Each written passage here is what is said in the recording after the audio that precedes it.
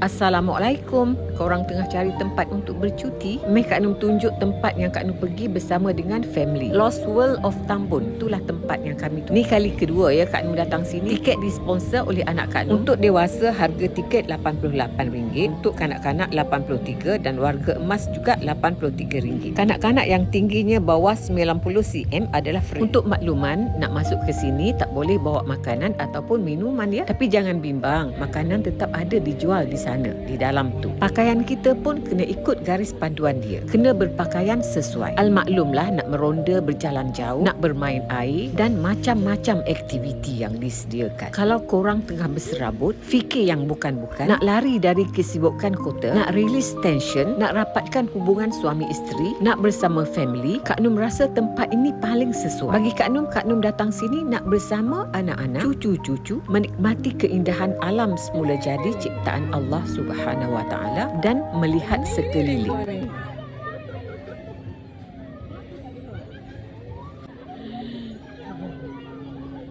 Dalam ni macam-macam permainan ada. Kami masuk ke sini selepas solat Zuhur dan duduk dalam tu sampailah malam. Berbeza dengan sebelum ni, Kak Nur masuk pagi, kira-kira pukul 11 pagi dan balik waktu petang. Di sini ada surau ya. So tak payah risaulah kat mana kita nak solat. Kak Nur dari Kelantan, jadi Kak Nur boleh jamak je. Tengok tu macam-macam permainan ada di sini. Tak payah bersusah payah keluar negara. Di tempat kita pun ada. Budak-budak ni pula sibuk nak masuk rumah hantu. Dia ingat rumah hantu tu macam rumah tok nenek dia agaknya. Masuk dalam ni kena bayar ya, RM10 dah satu kepala. Budak-budak pula free je.